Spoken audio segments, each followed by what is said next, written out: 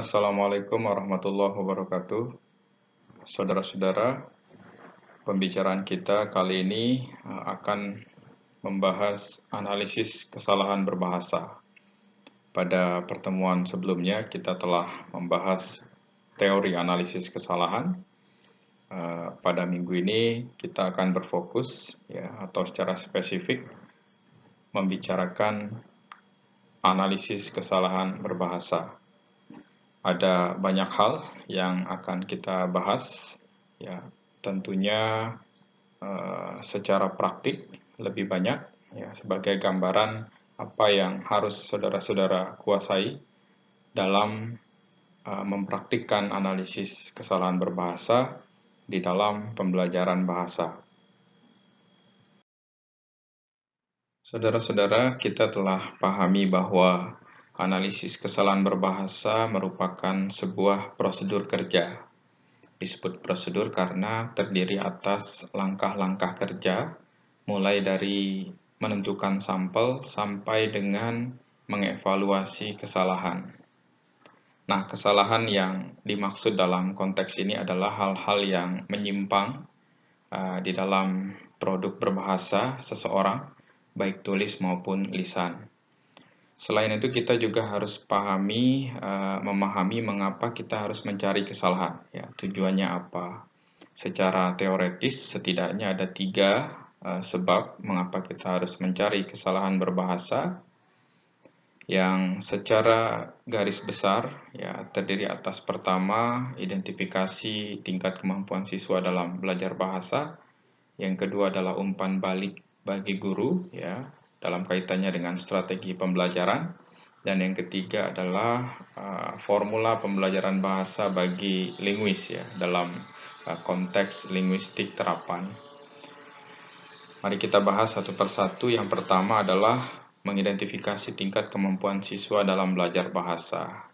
Nah, tentu di dalam sebuah kelas terdiri atas beberapa siswa yang memiliki latar belakang dan kemampuan yang berbeda.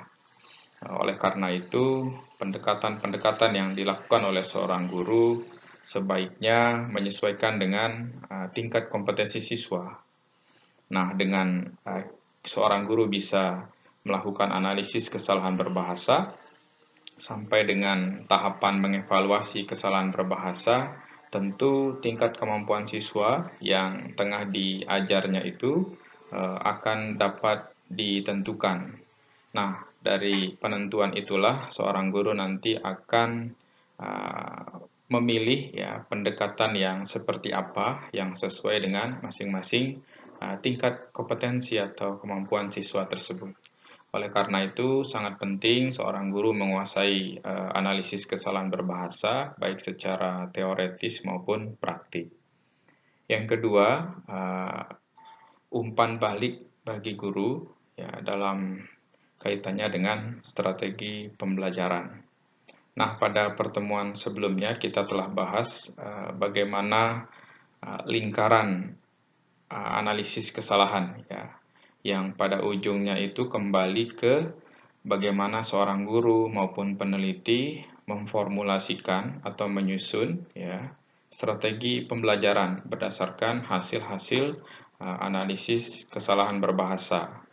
Artinya dari jenis-jenis kesalahan, penyebab-penyebab kesalahan, atau faktor-faktor lain yang memengaruhi kesalahan itu, baik seorang guru maupun seorang peneliti akan dijadikan bahan untuk menyusun atau memilih strategi pembelajaran mana yang lebih tepat untuk dipraktikkan. Sehingga dapat dikatakan apapun yang dilakukan dalam analisis kesalahan berbahasa pada ujungnya itu bertujuan pedagogis bagaimana menyukseskan pembelajaran bahasa. Nah, yang terakhir, yang ketiga, yaitu formula pembelajaran bahasa bagi linguis dalam konteks linguis terapan.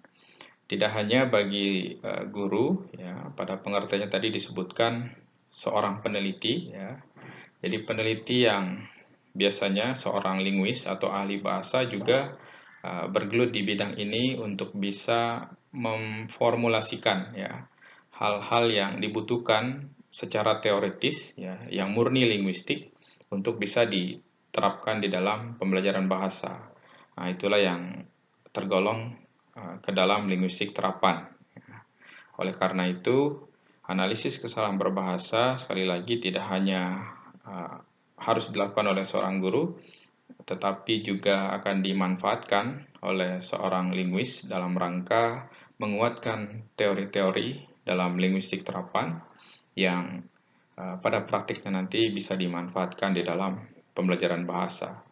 Jadi dengan melihat tiga alasan ya mengapa kita harus melakukan analisis kesalahan berbahasa, atau secara spesifik kita sebut dengan mencari kesalahan berbahasa, pada akhirnya adalah untuk tujuan-tujuan pedagogis. Kita lanjutkan ke urutan analisis kesalahan berbahasa. Pada bagian sebelumnya kita sudah mempelajari atau membahas bagaimana langkah-langkah kerja dalam analisis kesalahan, dan saat ini di dalam analisis kesalahan berbahasa juga hampir sama. Yang pertama ada memilih korpus, yang kedua mengidentifikasi kesalahan, ketiga mengklasifikasi kesalahan, keempat menjelaskan kesalahan, dan yang kelima mengevaluasi kesalahan. Pertama memilih korpus. Korpus ini semacam ruang data kita, ya seperti apa misalnya kita ingin meneliti ya atau mencari kesalahan di produk bahasa yang seperti apa ya. Misalnya bisa dalam korpus yang berupa surat dinas ya, korpus yang berupa media dalam ruang ya, bisa juga media luar ruang ya, atau apapun itu. Kegiatan pertama yang harus dilakukan adalah memilih dan secara khusus membatasi korpusnya, karena dalam kegiatan penelitian tentu kita harus membatasi diri berdasarkan kemampuan ya, baik kemampuan tenaga, pikiran, dana, dan semacamnya. Oleh karena itu kita juga diberikan kesempatan untuk betul-betul memilih ya korpusnya itu seperti apa ya, bisa juga apakah lisan atau tulisan ya, sampai dengan tadi ya kita membuat batasan-batasan ya agar kita bisa betul-betul secara maksimal menjangkau apa yang menjadi tujuan penelitian. Yang kedua adalah mengidentifikasi kesalahan ya, ini termasuk setelah penentuan sampel ya yang kita pelajari pada bagian sebelumnya di prosedur analisis kesalahan. Jadi kita harus bisa mengidentifikasi kesalahan dari korpus yang tersedia ya, dari sampel yang sudah kita pilih ya, sampel data yang sudah kita pilih. Nah, setelah diidentifikasi kesalahannya lalu kita klasifikasikan berdasarkan teori yang ada. Setelah ini kita akan belajar salah satu pokok analisis kesalahan berbahasa, yaitu taksonomi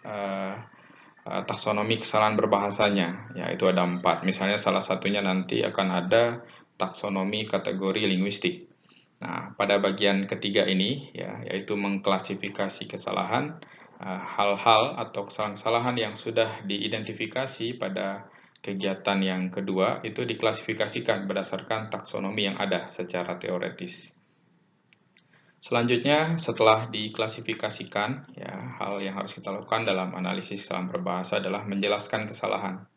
Nah, penjelasan kesalahan ini bisa banyak hal yang dilakukan, bisa menjelaskan penyebab terjadinya kesalahannya seperti apa, ya, faktor-faktor yang memengaruhi kesalahannya seperti apa, ya, dan hal-hal lain yang betul-betul melingkupi kesalahan berbahasa.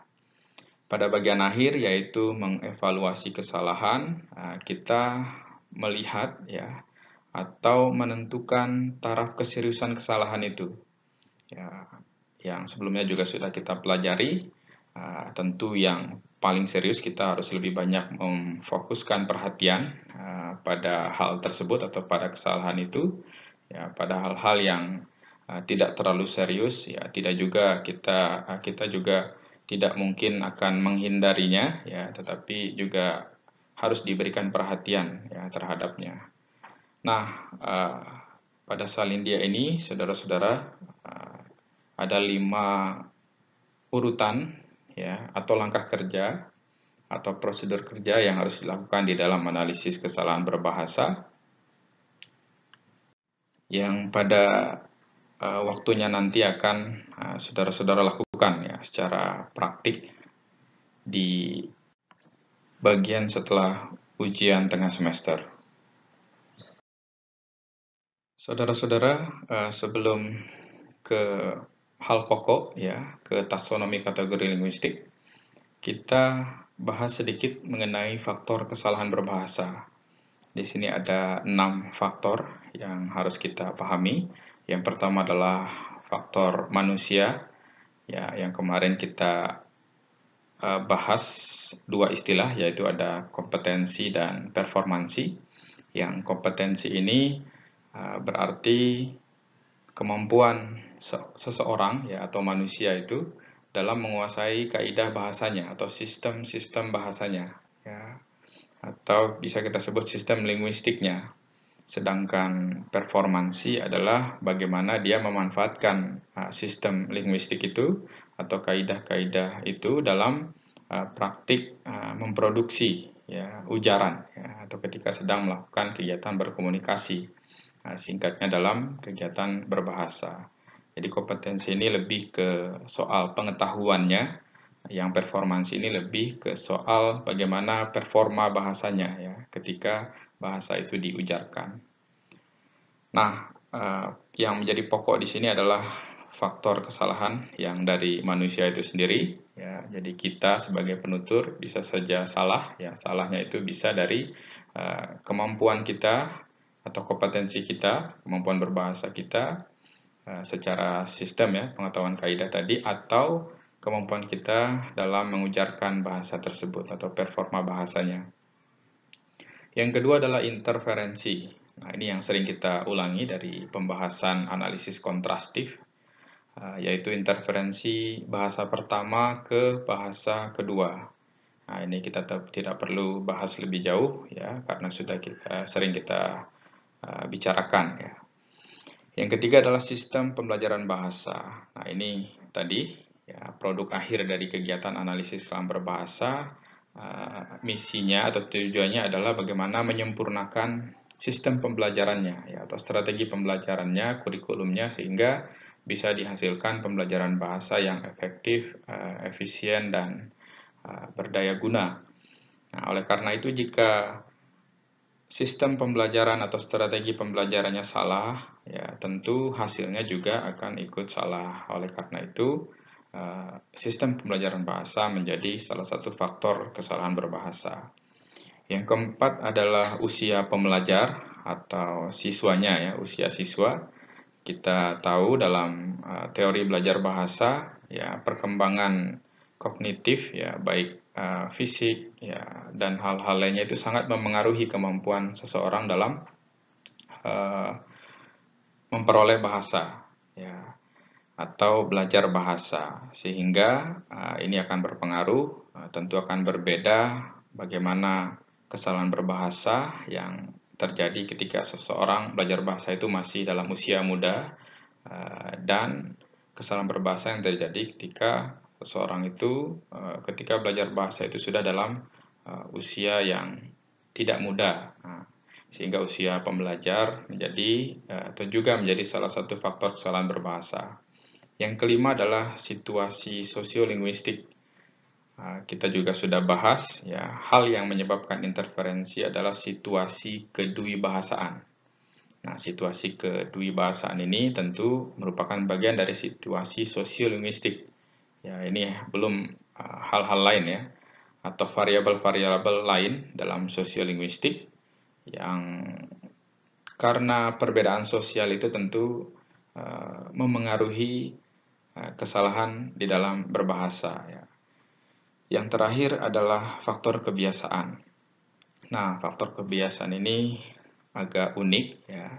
Contohnya adalah karena kita terbiasa ya, melihat bahwa bentuk yang benar misalnya ya seperti A ya, padahal yang benar itu seharusnya B karena banyak orang yang lakukan ya. banyak orang yang menulis demikian atau mengucapkan seperti demikian, kita dibiasakan ya, sehingga kita menganggap bahwa hal yang salah tadi ya menjadi sesuatu yang kita anggap benar ya, yang karena banyak orang itu sehingga digolongkan sebagai apa yang kita sebut dengan salah kaprah. Nah, kebiasaan-kebiasaan ini juga ya jika dibiarkan tentu akan menjadi faktor ya bisa dikatakan faktor utama kesalahan berbahasa. Nah, saudara-saudara, pada Salindia ini kita telah bahas ya gambaran kecil bagaimana kesalahan-kesalahan berbahasa itu terjadi. Ya, setidaknya ada 6 poin yang menjadi faktor kesalahan berbahasa. Berikutnya perlu kita bahas lagi ya soal dua istilah dalam analisis kesalahan berbahasa, yaitu istilah kesalahan dan istilah kekeliruan. Ya, mungkin masih ada yang sulit membedakan ya, antara keduanya. Cara membedakan keduanya itu dilihat dari soal kompetensi dan performansi yang baru saja kita bahas. Ya, jika kesalahannya itu disebabkan oleh kompetensi, artinya ketidaktahuan akan terhadap sistem linguistik ya, ketidaktahuan sistem linguistik bahasanya atau kaidah-kaidah bahasanya itu disebut dengan kesalahan. Dan secara praktik itu akan selalu terjadi. Ya, jadi tidak pernah benar penutur itu atau seseorang itu dalam menggunakan bahasanya. Ya, karena memang dia tidak paham sama sekali perihal kaidah bahasanya itu atau sistem linguistiknya. Jadi, kapanpun dia menulis, kapanpun dia berbicara, ya, kesalahan itu selalu terjadi. Ya, karena memang dia tidak tahu apa-apa bagaimana seharusnya. Nah, berbeda dengan kekeliruan ya, yang disebabkan oleh faktor performansi atau performa bahasa, bisa dipengaruhi oleh keletihan ya, atau mungkin sedang stres ya, sedikit lupa ya, fokus perhatiannya atau pikirannya tidak terlalu baik ya, sehingga terjadilah yang disebut dengan kekeliruan. Nah, secara praktik tentu berbeda dengan kesalahan. Kekeliruan ini secara praktik misalnya kesalahannya tidak selalu terjadi ya dalam satu hal yang kita bahas ini. Misalnya ketika dia menulis bagaimana di yang dipisah dan dengan di yang digabung ya, itu sesekali benar, sesekali salah, atau lebih banyak benar tetapi dalam halaman tertentu misalnya kalau dalam konteks tulisan dia salah ya. Jadi lebih banyak benar, sesekali salah ya, atau hampir sama ya, itulah yang disebut dengan kekeliruan. Yang tadi sebabnya adalah bisa karena faktor fokus perhatiannya kurang ya, bisa karena keletihan ya, bisa karena hal-hal lain ya yang memengaruhi performa bahasanya. Sehingga jelas mana yang disebut dengan kesalahan dan mana yang disebut dengan kekeliruan. Kesalahan itu selalu terjadi karena tidak tahu ya kaidah atau sistem linguistik ya atau bahasanya itu, sedangkan kekeliruan bisa saja terjadi, bisa saja tidak, tergantung faktor-faktor yang berhubungan dengan performansi tadi. Nah, pada Salindia ini, saudara-saudara, yang menjadi fokus kita pada analisis kesalahan berbahasa, yaitu taksonomi kesalahan berbahasa. Taksonomi kesalahan berbahasa yang disampaikan oleh beberapa ahli itu ada 4. Ya. Pertama, ada taksonomi kategori linguistik. Kedua, taksonomi siasat permukaan. Ketiga, taksonomi komparatif. Dan yang keempat, taksonomi efek komunikatif. Pada kesempatan kali ini kita tidak akan membahas secara keseluruhan, ya. Jadi kita akan bagi. Saudara-saudara, sebenarnya yang perlu disampaikan adalah selain saudara-saudara memahami bahwa ada 4 taksonomi kesalahan berbahasa, ahli lain juga sudah menyatakan ya taksonomi yang berbeda dengan apa yang saudara lihat pada Salindia ini. Jadi kalau menelusuri bagaimana ahli dalam menggambarkan taksonomi kesalahan berbahasa tentu ada banyak ya, tetapi yang umum yang selalu digunakan adalah taksonomi yang 4 ini. Baik, saudara-saudara, kita awali dengan taksonomi yang pertama, yaitu taksonomi kategori linguistik. Sebagaimana yang pernah saya nyatakan di awal bahwa dalam rangka menganalisis kesalahan berbahasa, saudara-saudara harus betul-betul menguasai teori-teori kebahasaan dan kaidah-kaidah kebahasaan yang berlaku di dalam bahasa yang sedang dianalisis. Nah, salah satunya yang dimaksud oleh pernyataan tersebut adalah sebagaimana yang kita bahas pada taksonomi kategori linguistik ini. Nah, di dalam taksonomi kategori linguistik ada beberapa tataran-tataran linguistik, ya, termasuk juga kesalahan ejaan. Ya. Jadi ada kesalahan fonologi, kesalahan morfologi, kesalahan sintaksis, kesalahan semantik, sampai dengan tataran wacana. Nah, hal-hal ini harus saudara-saudara pahami, ya, teorinya seperti apa, kaidahnya seperti apa. Misalnya pada soal pertama, yaitu kesalahan ejaan, tentu saudara-saudara harus akrab dengan apapun yang ada di dalam Pedoman Umum Ejaan Bahasa Indonesia, ya, yang edisi 2021. Selanjutnya ada kesalahan fonologi, ini pernah kita bahas pada bagian bagaimana linguistik, ya, pendekatan linguistik di dalam pembelajaran bahasa. Ya, di fonologi kita ada kasus semacam fonotaktik, ya, lalu bagaimana bunyi-bunyi itu dilafalkan, ya, lalu ketika ditranskripsikan dalam tulisan itu seperti apa, ya.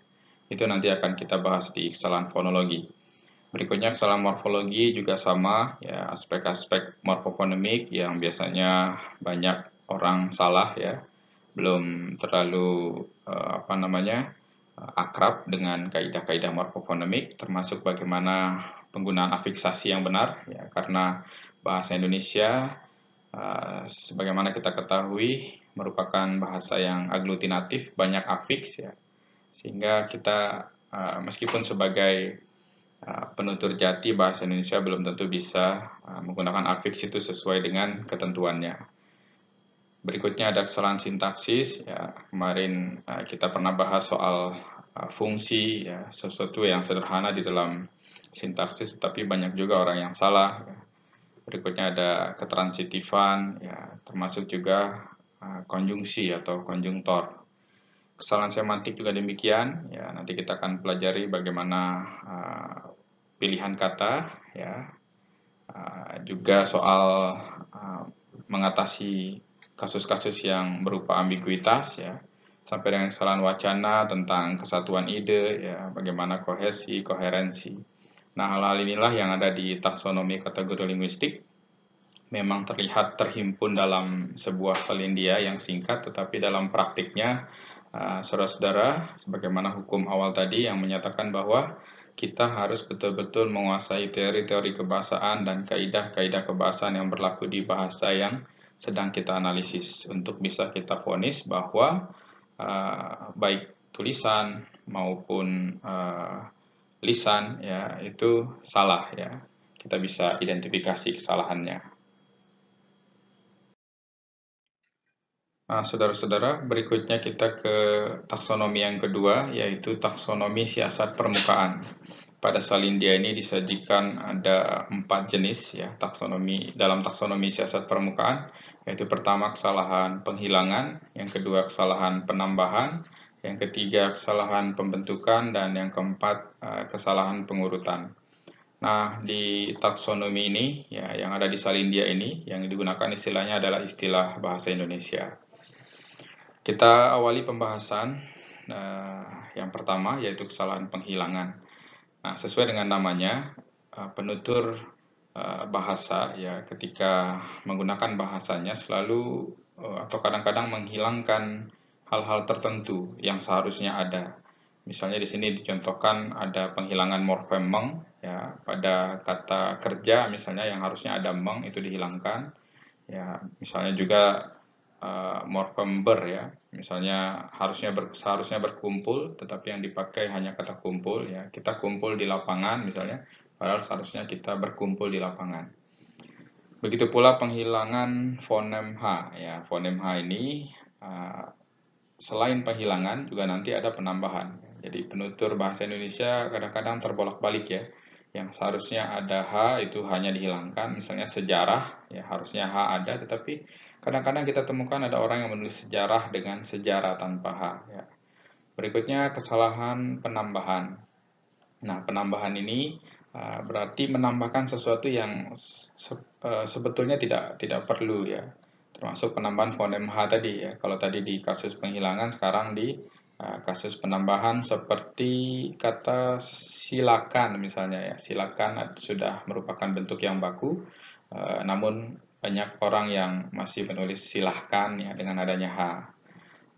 Dan contoh-contoh lain ya, nanti secara detail akan kita bahas di pertemuan berikutnya. Begitu pulanya ya, misalnya ingin menulis rumah Andi, ya kadang-kadang kita menyebut rumahnya Andi, ya atau anaknya Pak siapa, gitu ya.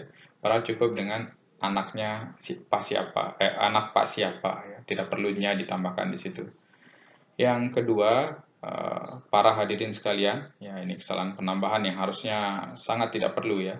Kalau kita lihat dari unsur para hadirin sekalian, itu ketiganya merupakan bentuk yang jamak ya. Para adalah jamak, bentuk jamak, hadirin juga maknanya jamak ya. Sekalian juga sama, sehingga seharusnya cukup kata hadirin yang mewakili maksud ini. Begitu pula pada konstruksi X membahas tentang Y, ya, kata tentang di situ tidak perlu ada ya. Jadi penambahan yang tidak diperlukan karena tentang itu akan menjadi preposisi ya, sementara predikat kalimat tersebut adalah membahas yang berupa kata kerja transitif yang seharusnya mewajibkan kehadiran objek di sebelah kanannya. Nah, sedangkan objek itu tentu tidak mungkin akan diawali oleh sebuah preposisi tentang ya. Karena preposisi itu selalu akan menjadi keterangan. Oleh karena itu konstruksi X membahas tentang Y itu tidak boleh ya di dalam bahasa Indonesia.